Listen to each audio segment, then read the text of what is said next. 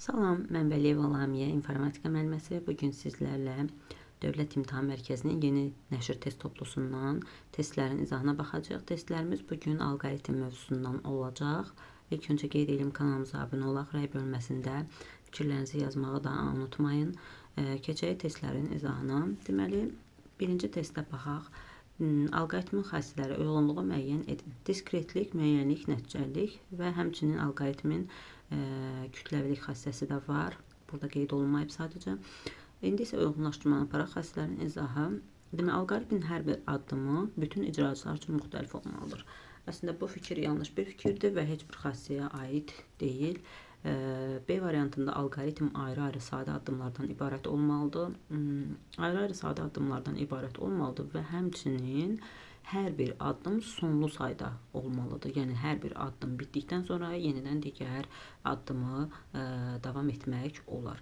Yəni bu xassə diskretlik xassəsinə aiddir. Deməli 1-ə B bəndə aiddir.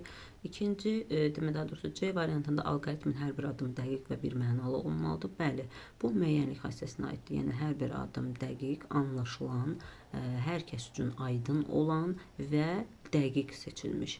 Yəni bir addım olmalıdır. Bu müəyyənlik xassəsinə aiddir. Alqoritm eyni növ məsələlərin hamısı üçün tətbiq olunmalıdır. Deməli, bu kütləvilik xassəsinə aiddir və məsəl üçün bir sürət düsturu, sürətlə bağlı olan müəyyən məsələlərin həllində istifadə olunur. Yəni, bir həll ona aid olan digər məsələlərin həllində istifadə oluna bilirsə, bu kütləvilik xassəsini ödəyir. Ona görə də bu kütləvilik xassəsinə aiddir. Y variantında alqoritm sonlu sayda addımlardan sonra bitməlidir. Bəli, alqoritm müəyyən həldən sonra, addımlardan sonra artıq müəyyən bir nəticəyə gəlməlidir. Nəticəsiz alqoritm, yəni alqoritm sayılmır. Alqoritmdə mütləq həll olunan məsələnin həlli nəticəsi olmalıdır. Bu da 3 uyğundur. 1B, 2C, 3E. Cavab D variantıdır. Keçək növbəti sualımıza. Deməli, növbəti sualda ikinci y bərabərdir 6 böl 12 üstə gəl 6 üstü x üstü 4. Deməli, 6x üstü 4. Aha. Bu ifadədə deməli biz hansı riskləri nəzərə almalıyıq? Məxrəc əslində 0 olmamalıdır. Buna diqqət etməliyik. Yəni x-in 0-a çevrilərək məxrəci 0 etdiyi halları demək tapa bilsək, bu demək funksiya olacaq budaqlanana uyğun gələcək. Lakin burada x üstü 4 olduğu üçün bu cüt dərəcədəndir. Cüt dərəcədən bilirik ki, mənfilər zaten müsbətə çevrilir və həmçinin x üstü 4-ün də 0-a çevriləcəyi hal x-in elə 0-a bərabər olduğu haldır. Ancaq x-i 0-a bərabər eləsək, bu ifadə 0-a çevrilir, lakin burada 12 qaldığı üçün deməli bu məxrəc heç bir halda 0-a çevrilmir. Onda bu yəni şərtsiz olaraq, xətti olaraq həll olunacaq. Cavab Y variantı. Növbəti sualımız 3-cü, alqoritm hansı növü verilmiş blok sxemdə təsvir olunur? Deməli, bu blok sxemə baxsaq, birinci və sonuncu başlanğıc və son nəticəni bildirir. Paraleloqram əvvəldə və sonda qeyd olunarsa verilənlərin daxili, burada isə çapı nəzərdə tutur və ortada romb var. Romb şərt blokudur. Bu budaqlanan alqoritmdə istifadə olunur və həmçinin düz bucaqlı da var ki, bu da hesablama aparmaq üçün istifadə olunan fiqurdur.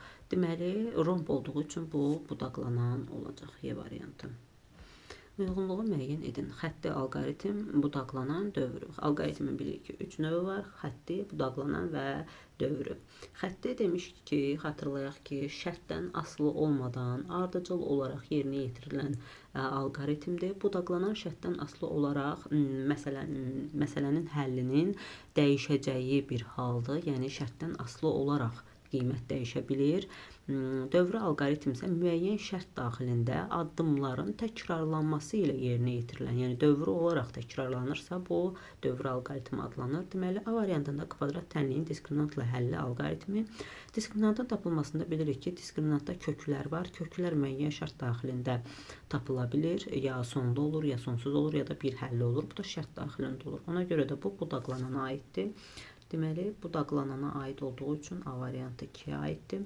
300 ədəddən ən kiçiyinin tapılması. Deməli, burada 300 dənə ədəd var. Yəni, bu 300 ədədin biz bir-bir yoxlanılmasına baxsaq, bu, deməli, şərt daxilində və müəyyən təkrar addımlarla yerinə yetirilir. Yəni, bu, məsəl üçün, 10 ədədin içərisində tapılsaydı, bunu xətti olaraq bəlkə başa düşə bilərik. Çünki addımlar biraz az olacaqdı və tez bir zamanda biz həlli tapa biləcəkdik. Amma 300 ədədin içərisində biz neçə dəfə dövr elədiyimizi tam müəyyən edə bilmirik. Sadəcə bu addımların çox olduğu üçün bu dövrü olaraq gedəcək. Ona görə 3-ə B variantı uyğundur. 2 ədədin hasili, burada heç bir şərt yoxdur. Sadəcə olaraq xətti olaraq yerinə yetiriləcək. Düzbucaqlının sahəsinin hesablanması alqoritmi. Bu da eni uzunu verir. Biz onun sahəsini tapırıq. Bu da bir düstur əsasında xətti alqoritmin yerinə yetirilməsidir. Demək, cavab olur 1 C, D, 2A, 3B variantı olacaq cavab. Keçək növbəti sualımıza. Növbəti sualda alqoritmin icrası nəticəsində Z dəyişəninin qiymətini müəyyən edin. Deməli, biz buradan nömrələmə ilə gedəcəyik. Yəni, A-nın bu birinci qiymətidir. B-nin yenə birinci qiymətidir. C-nin birinci qiymətidir. A-nın artıq burada birinci qiyməti olduğu üçün növbəti verilən artıq onun ikinci qiyməti olacaq. Və ikinci qiymətin daxilində birinci qiymətin A-nın üstə gəl. C-nin də birinci qiyməti bölünsün B-nin birinci qiymətinə. Görürük ki, B yenidən yazılıbsa, artıq burada B1 varsa, bu B-nin ikinci qiyməti olacaq. Onda B-nin daxilində artıq A-nın ikinci qiyməti istifadə olunduğu üçün A-nın ikinci qiyməti qeyd olunur və C-nin yenə hələ ki birinci qiyməti olacaq. Burada Z zaten bir dənədir. A2, yəni son olaraq nədirsə onu yazırıq. A2 üstə gəl. C1 bölünsün 2-nin qiymətini biz tapmalıyıq. Deməli, bu nömrələmələri bildik. Gəlin burada, deməli, biraz buranı açaq. Deməli, burada belə eləyirik. Gəlin, baxaq bir də nələr verilib. Deməli, burada biz nələri yerinə yetirə bilərik? Baxın, A1-in qiyməti verilib, C1-in qiyməti verilib və B1-in qiyməti verilib. Onda biz buradan A2-ni tapa bilərik. Düzdürmü? A2 bərabər olur nəyə? A1 nədir? 10-dur. C1 nədir? 6-dır. B nədir? 3-dür. Deməli, 6-nı 3-ə böləndə eləyir 2, onun 2 gələndə olur 12. Deməli, A2-miz oldu nə? 12. A2-miz oldu 12. Gəlirik indi B2-yə. A2-nin qiymətini bilirik. Bəli, 12-dir. C1-in qiymətini bilirik. 6-dır. 12-dən 6 oldu nə? 6. Artıq Z-i tapa bilərik. A2-miz 12-dir. C1-imiz 6-dır. Bu elədi 18. Bu da bölürük 2-yə. Heç B2-ni tapmaq bizə lazım deyildi. Bu elədi 18. 18-də 2-yə 9. Cavab C bəndi. Deməli, olur. Burada C bəndi. Sonra baxaq növbəti suala.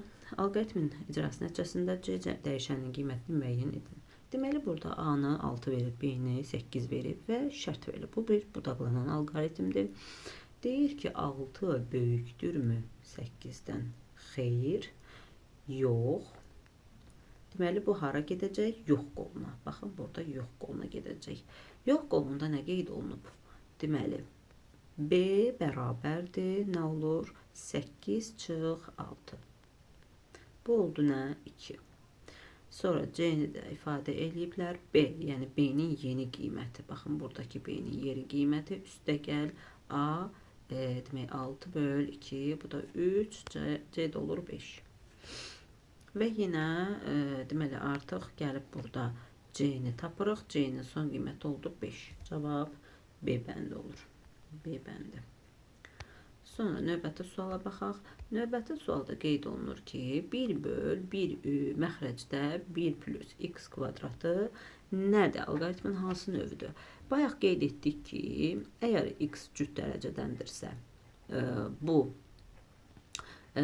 tək olarsa, yəni y bərabərdir 1 böl x kvadrat olursa, bəli, burada artıq bir risk halı ola bilər. Çünki x sıfıra bərabər eləsək, elə cavab da 0 olacaq. Ona görə də məxrəc 0 olmadığı üçün bu budaqlanan alqoritmə çevrilir.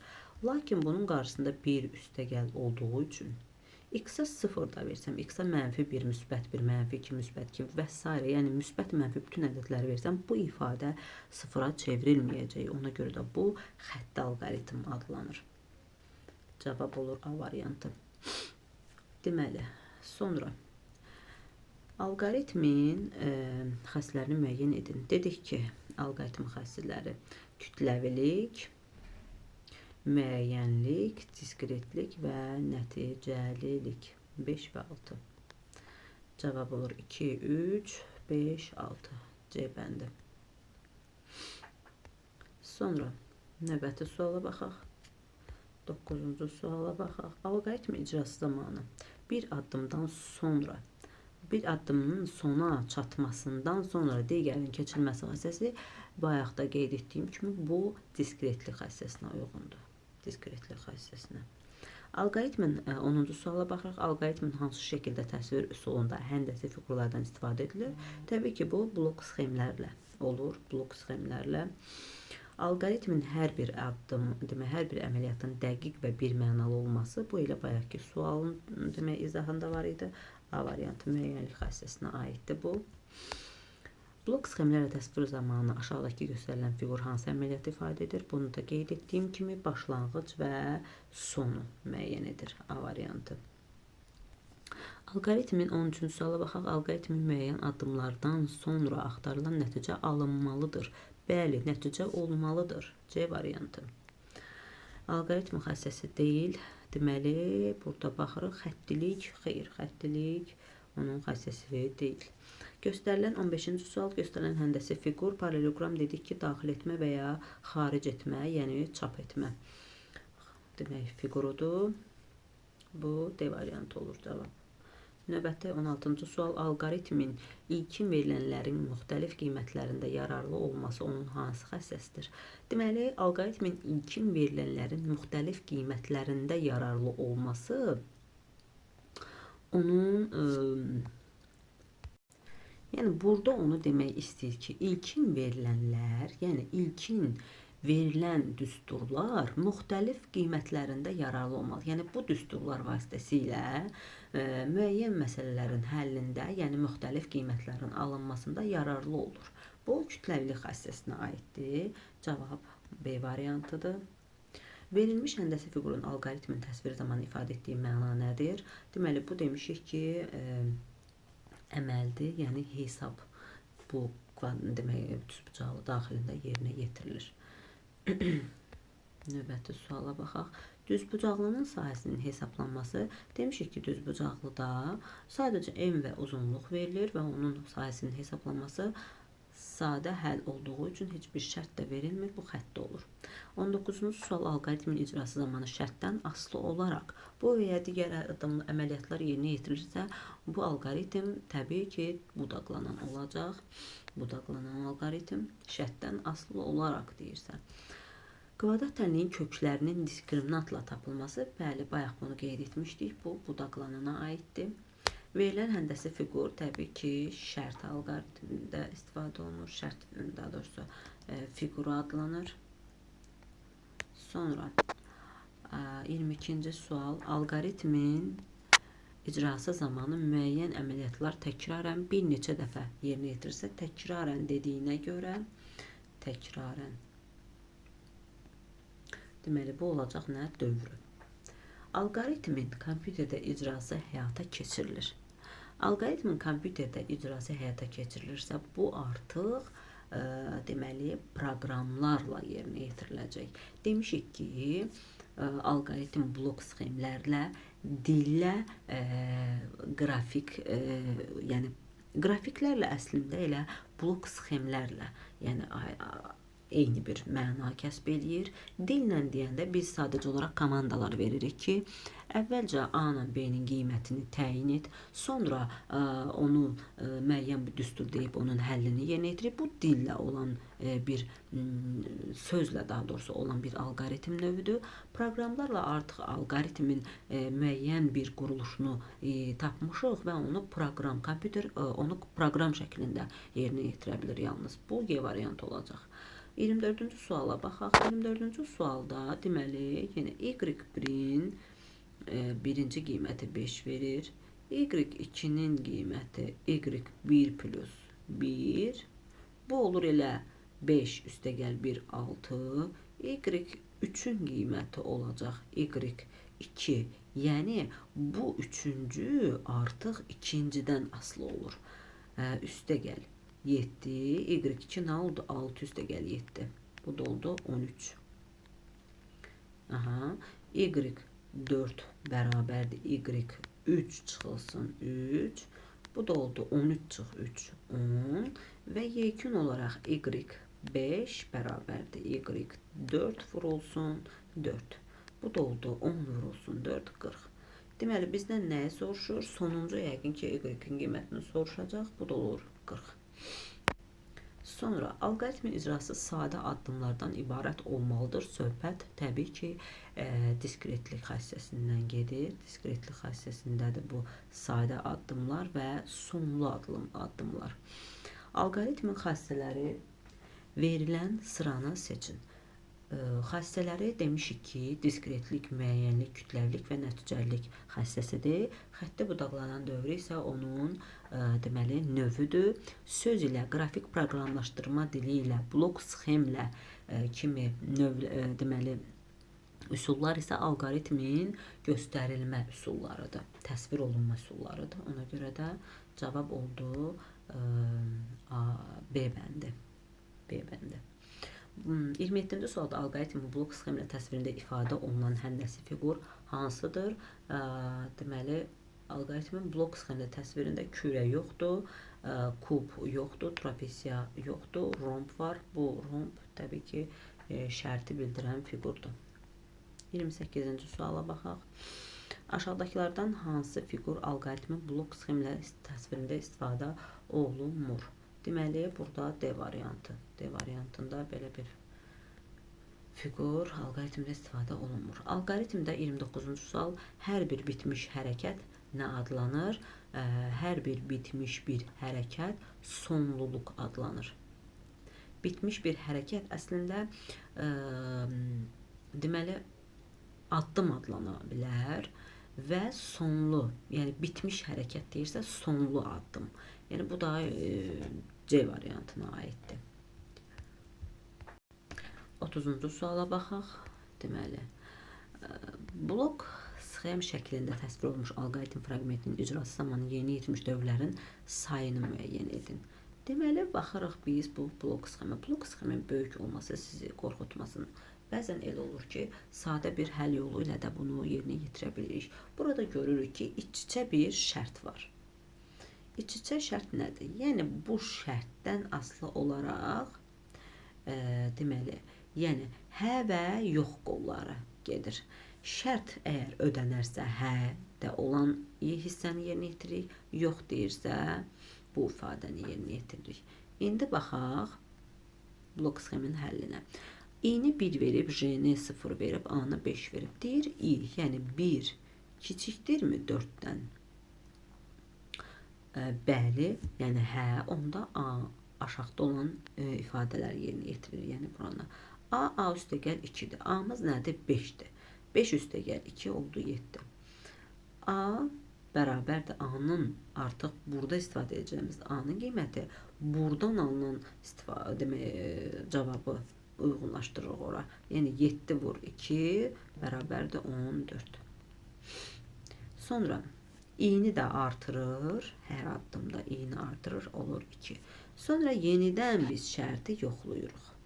Yenidən şərti yoxlayırıq ki, 1, daha doğrusu i'nin sonuncu qiyməti nə oldu? 2.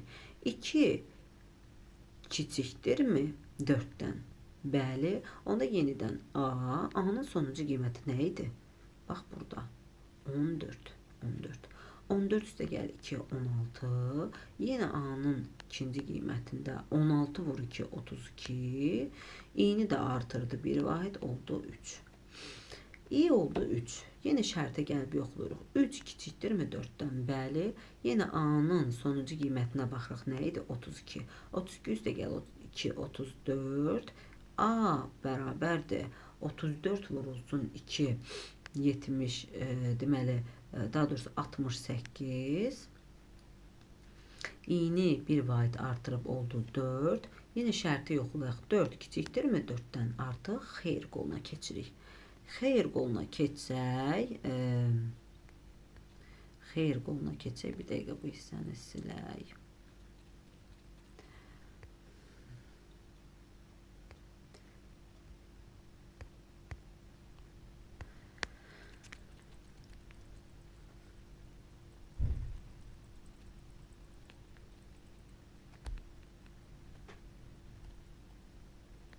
Deməli, xeyir qolunda gəlir J-ni yoxlayır. J 0'da 0 kiçik bərabərdirmi? 0 kiçik bərabərdirmi? Nədən? 5-dən. Hə, onda a'nı hər dəfə 4'ə vurur. A'nı 4'ə vurursa, a'mızın sonuncu qiyməti nə idi? 68 vurdu. Burada artıq a'nın qiymətini vururuq 4'ə. Bu da olur 2, demək 24, o da 27. 272. Və artıq burada dövr, yəni şərt yoxlanılmır və elə deməli çapa verilir a'nın sonuncu qiyməti. A'nın sonuncu qiyməti 272-dir, amma bizdən nəyi soruşur? Çaşıb biz deməli nəyi yoxlayırdıq? Bir dəqiqə. Aha. Burada şərt deyir, neçə dəfə yoxlanıldı. Alqoritmin təsəvvür yerinə yetmiş dövrlərin sayını müəyyən edin. Biz deməli sildim. Deməli bir dəfə getdik. Deməli sildiyimə görə yenidən yazdım ki, aydın görə biləsiniz. Eyni qaydanı, yəni həlli yazdım bura. Bizdən nəyi soruşur? Dövrlərin sayını.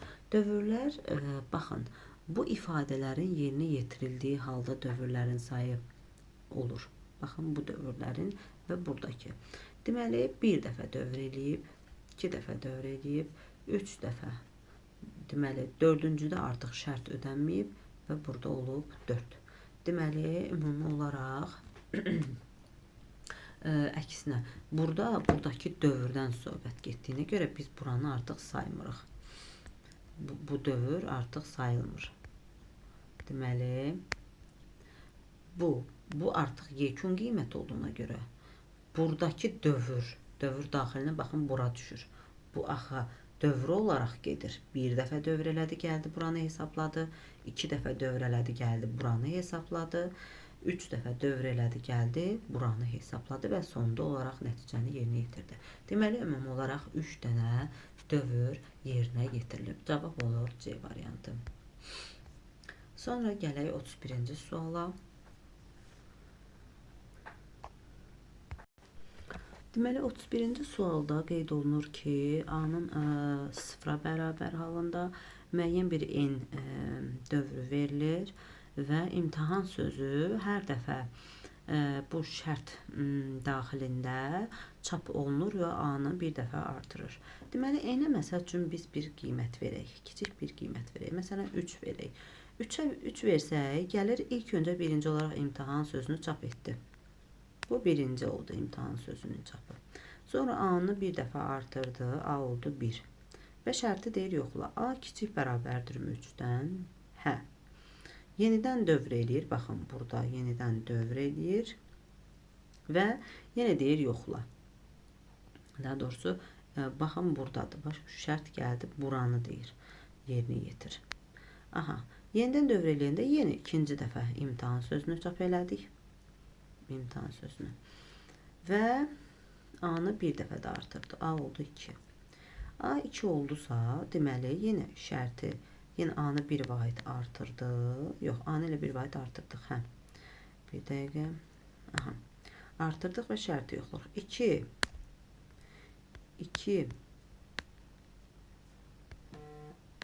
kiçikdirmi, bərabərdirmi demək n-dən, yəni 3-dən. Bəli. Yenə dövr olaraq imtahanı 3-cü dəfə çap edirik. İmtahanı. Və A-nı da yenə bir vahid artırdıq, oldu 3. Yenə şərti yoxluyuram. 3 kiçik bərabərdirmi 3-dən? Deməli, hə, yoxladıq və yenə 4-cü dəfə imtahan sözünü çap elədi. Aha. A-nı bir dəfə artırdı, oldu 4. İndi yenə şərti yox. 4 kiçik bərabərdir 3-dən. Xeyr, artıq yox qolu son. Yəni bizdən nəyi soruşur? Deyir, nəyi icra edir? Yəni biz n-ə 3 qiyməti verdik, ancaq sonda neçə dənə nəticə aldıq? 4 dənə nəticə. Yəni 3 üstəgəl 1. Bu o deməkdir ki, burada n plus 1 sayda nəticə əldə olundu. Yəni n plus 1 sayda alqoritm icra olunacaq. Cavab olur n plus 1 dəfə imtahan sözünü çap edir. Yəni burada baxın, bu şərt var ha. Bu şərtdə əgər artıq kiçik bərabər varsa, baxın bərabər varsa, kiçik olsaydı bu şərt, baxın bu şərt ödənməyəcəkdi. 3 kiçikdirmi 3-dən? Yox, artıq 3 dənə imtahan çap olunacaqdı. Burada kiçik bərabər olduğu üçün deməli 1 artıq icra olunur. Ona görə də n plus 1 dəfə imtahan sözü çap olunacaq.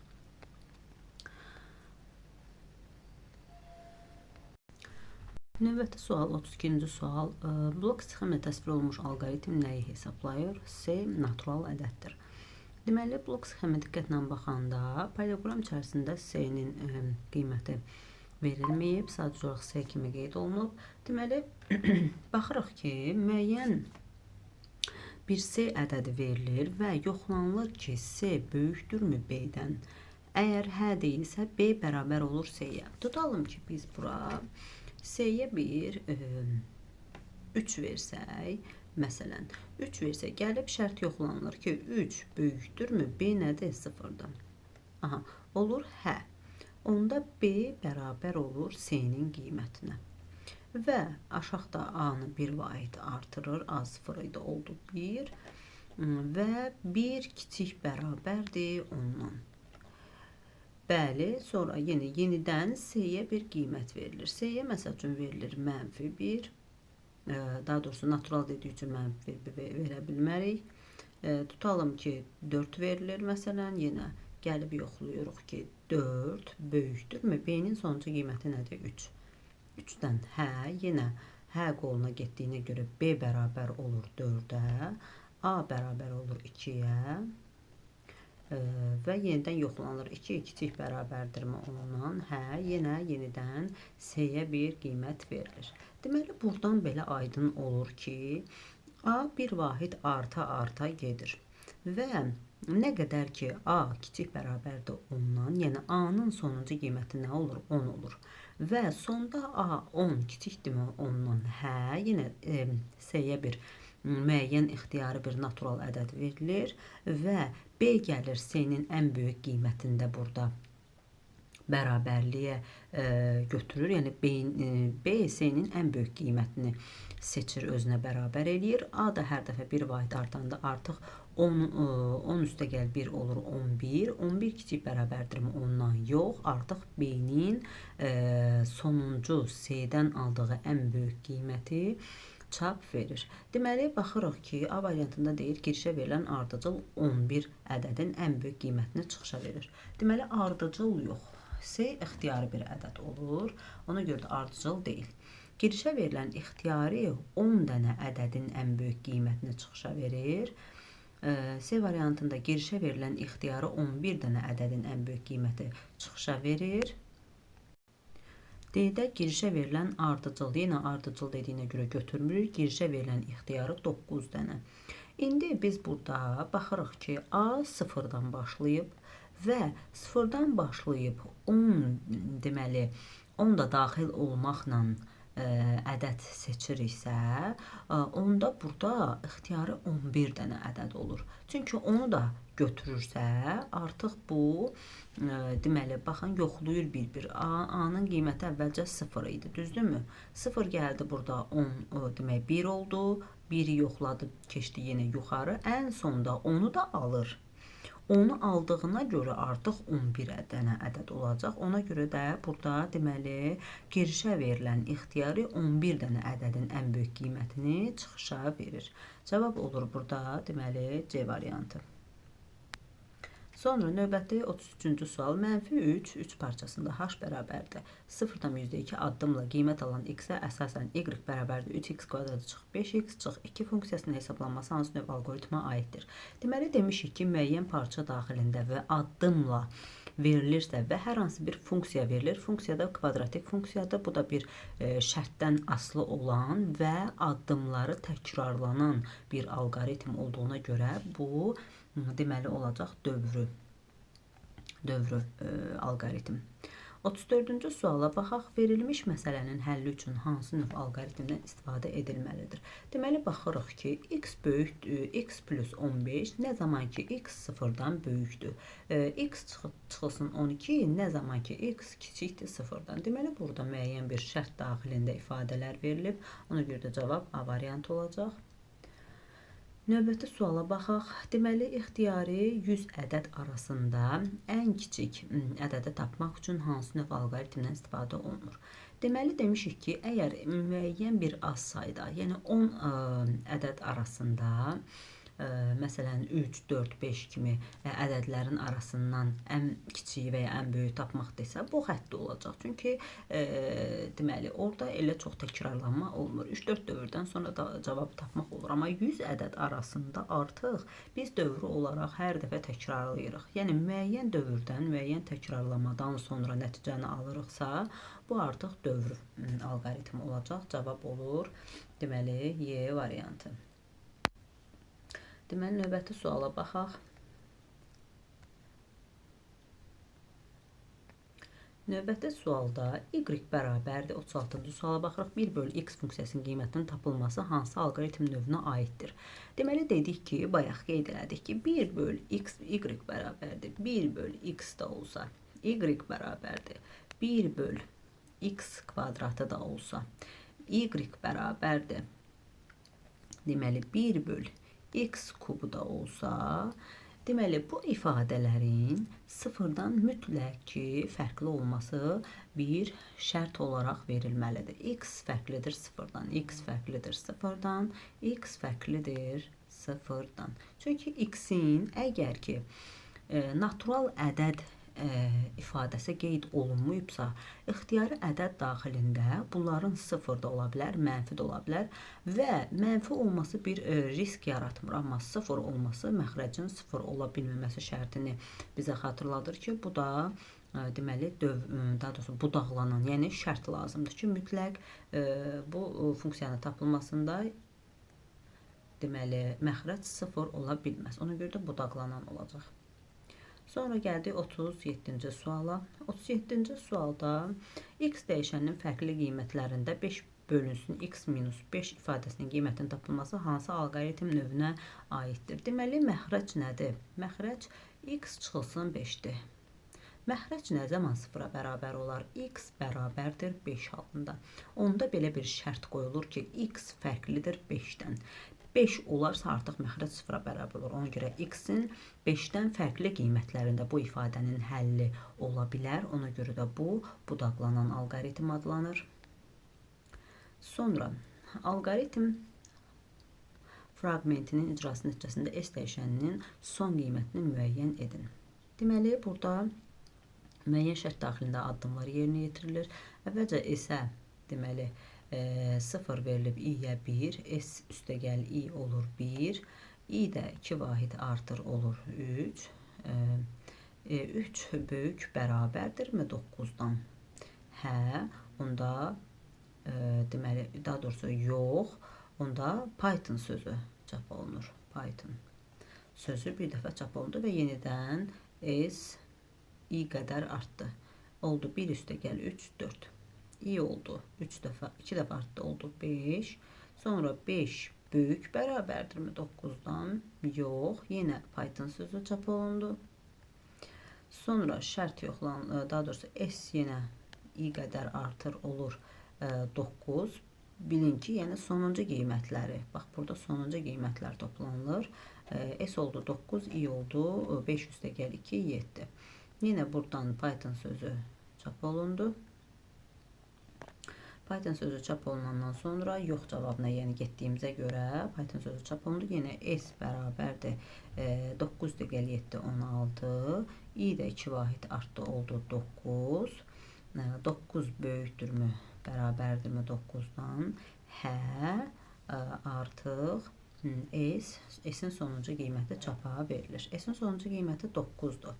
Bizdən nə soruşur? S qiymətinin son qiymətini, demək S dəyişənin son qiymətini soruşur. Daha doğrusu S burada 16-dır. Baxın 16. Cavab olacaq A variantı.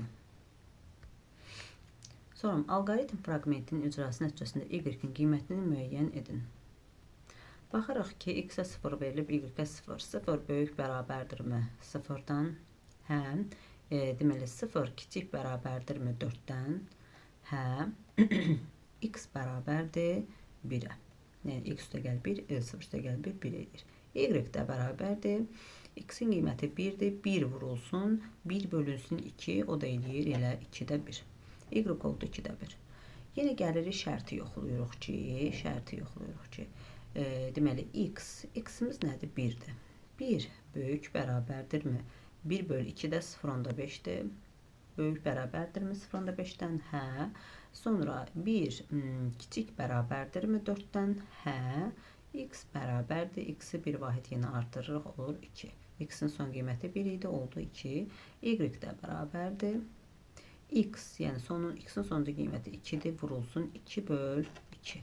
Bu da oldu nə? 2. 2-ni 2-yə böldük 1, 1-i də vurduq 2-yə 2. Sonra yenidən qaydırıq. X-in sonuncu qiyməti 2 idi. Deyir 2 böyük bərabərdirmi Y-in sonuncu qiymətindən, yəni 2-dən? Hə. 2 kiçik bərabərdirmi 4-dən? Hə. X bərabərdir. X bir vahid artdı. 2 idi, oldu 3. Y-in də qiyməti oldu. Deməli, X-in sonuncu qiyməti 3 idi. 3 vurulsun, 3 bölünsün 2. 3 vurulsun, 3 bölünsün 2. Deməli, bir yazaq 3 böl 2. 3 böl 2 1/5'dir. 3'ə də vuranda 4/5 eləyir. 4/5. 4/5 oldu. Deməli, bu hissəni silək. 4/5 oldusa, yenə şərti gəlib yoxlayırıq. X-in sonuncu qiyməti 3 idi. 3 deyir böyük bərabərdirmi 4/5-dən? Yox. Və artıq avtomatik olaraq yox qolu bura düşdüyü üçün Y-in sonuncu qiyməti çap olunur. Deməli, cavab A variantı 4/5. Və alqoritmdən sonuncu suala baxaq. Hələ ki, bu videonu 40-cı suala qədər davam elətdirirəm. Ondan sonra yenidən davamını kanalımızda görəcəksiniz. Deməli, baxırıq. Bunu da silək. Verilib ki, ilkin qiymətləri A bərabərdir 10, A bərabərdir 10, B bərabərdir 28. Onlarsa alqoritm icrası nəticəsində S dəyişənin qiymətini müəyyən edin.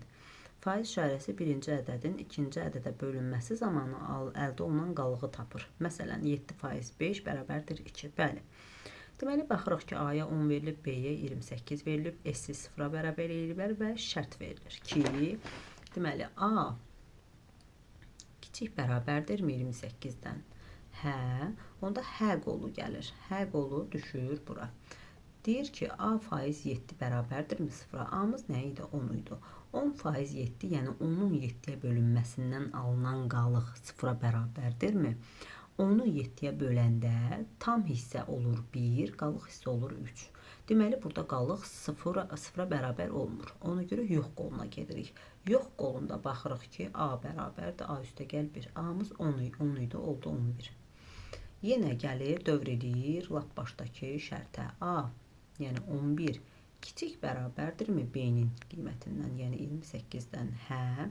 Yenə deməli 11 7-yə böləndə qalıq 0-a bərabərdirmi? Yox. Onda A yenə bir vahid artdı, oldu 12. Deməli, bu blok sxemin həllini hardasa başa düşürük ki, deməli, buradakı ədədlər, yəni 7-yə tam bölünən olarsa, S-lə A-nı toplayıb A-ya bir vahid gəlirik. Yox, əgər yox qoluna gedərsə, A-nı ancaq bir vahid artırırıq. Deməli, A oldu 12. Yenə qayıtdıq başa. 12 kiçik bərabərdirmi 28-dən? 28-dən. Deməli, hə, yenə A 7-yə bölünəndə qalıq 0 olurmu? A 12-dir, yox. A oldu necə?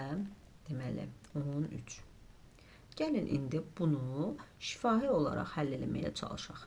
Deməli, A-nın 13 qiymətində gəlib yoxlayırıq ki, B-dən kiçikdir. B-miz 28-dir. 7-yə yenə 13 gəlir yoxlayır buranı, bu şərti. Buranı yoxlayır ki, 13 7-yə bölünəndə qalıq 0-dırmı? Yox. Onda A-nı avtomatik olaraq artırdıq, oldu 14. Gəlib yenə yoxlasaq ki, 14 7-yə bölünəndə qalıq 0-a bərabərdirmi? Bəli, bölünür və qalıq 0 olur. Onda S-imiz artır. S 0 idi, A-nın qiyməti üzrə gələndə 14 oldu S. A da yenə oldu necə? 15. Yenə gəlib yoxlayır. Yenə qayıdır, baxın başa, yenə yoxlayır. Deyir, 15 kiçik bərabərdirmi 28-dən? Hə, yenə gəlir düşür.